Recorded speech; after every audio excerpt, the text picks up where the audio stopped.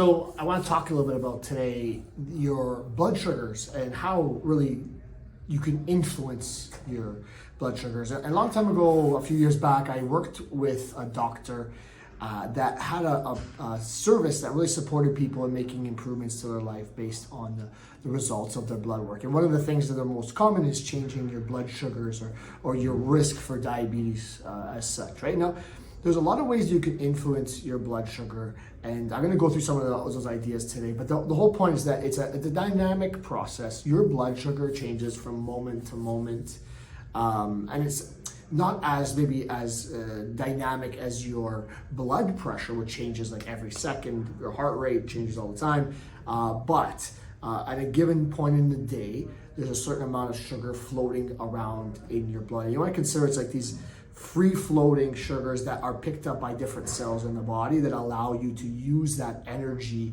for whatever you need to do, to have movement, to have your heart beating, to make your lungs breathe, whatever it is. These cells need sugar for their energy source, right? And your body breaks things down to release this sugar, right?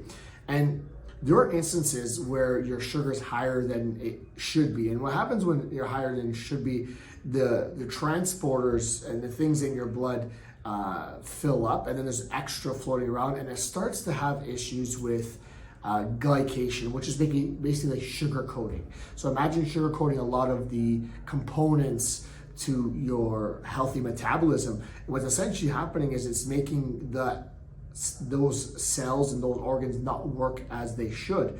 And in some cases, it might lead to other chronic health conditions down the road. So you want to manage your blood sugar. And the best way to manage your blood sugar, there's two ends to it. There's the amount that you use the energy and the amount that you bring it in, right? So one of the things that you could do is reduce the amount of free-floating sugar that comes into your blood in the first place. So reduce the things that burn quickly and enter your blood quickly. Reduce the amount of things, that energy overall that allow you to build up in sugar floating in your blood, or just use it more. So get more steps, move around, that kind of thing.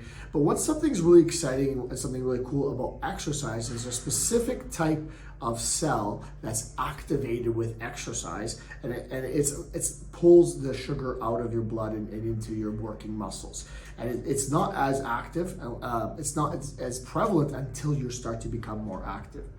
It's like there is a key that unlocks the cells to allow the sugar to go into your cells and to be utilized. And this specific type of lock, keyhole, shows up only when you exercise, and it's a whole extra amount that is not normally available when you're not exercising. So just getting active sometimes opens up more potential doorways for the sugar to exit your blood and to be utilized in different ways. And that only, again, is available to you when you're exercising. But blood sugar is something that you want to consider because of the concerns that we have with our health and the damage it might cause to some of your cells and organs. It's important that we are getting more steps in, just burning more energy, reducing the free-floating kind of sugar that comes into your blood in the first place, and getting to some specific exercise, like even resistance training, which activates these specific type of cells that pull more sugar out of the blood. So that's your introduction today to a little bit of blood sugar.